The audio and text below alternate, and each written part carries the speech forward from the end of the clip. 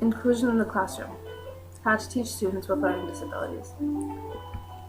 Teachers can expect that their classrooms will be diverse, from different races, ethnicities, languages, and economic levels. Teachers have to learn to understand and work effectively with all their students, despite how overwhelming it can be. About 32% of the population will be members of minority groups. There are classrooms where more than 80% of the children are English language learners. Children in classrooms have diverse abilities and disabilities. Our inclusive policies mean that children with disabilities spend the majority of their school day in general education classrooms. So what is inclusion? Inclusion is part of a much larger picture than just placement in the regular class within school. It is being included in life and participating using one's abilities in day-to-day activities as a member of the community. An inclusive culture starts from the premise that everyone in the school should feel that they belong, realize their potential, and contribute to the life of the school. In an inclusive culture, diverse experiences, perspectives, and gifts are seen to enrich the school community. Real inclusion is about actions, not just words. Teachers need to ask themselves a few questions when they're struggling to include all their students in their lesson plans. This is important when it comes to really think about your students and if you're making a difference in their learning. Every child is unique. They're all regarded as exceptional. Some students can have disabilities that impact their learning. These children in particular require special education and other services. These students can have developmental delays, learning disabilities, communication disorders, physical disabilities, impaired hearing or vision, where they can be advanced in their abilities and talents. The question is, how do teachers accommodate these students in their classrooms? Teachers with gifted students in their classrooms should encourage abstract thinking, creativity, and independence. Teachers shouldn't try to promote cooperative learning in mixed ability groups, because these students learn more and better when they work in groups with students of the same learning abilities as themselves.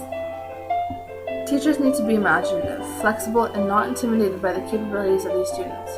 Teachers need to think of what the students need most, what they're ready to learn, and how you can challenge them. Teachers are more likely to encounter students with certain disabilities. This can include children with learning disabilities, communication disorders, developmental disabilities, and emotional or behavioral disorders. It is important to help students understand their disabilities. When students do not understand why they are having such trouble, they may become victims of learned helplessness.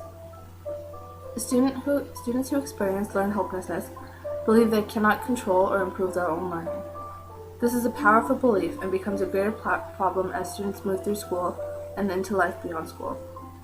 These students need to understand their disability, and teachers must be sensitive to the emotional and motivational impact of students' academic difficulties. To me, teaching is guiding a student to their fullest potential.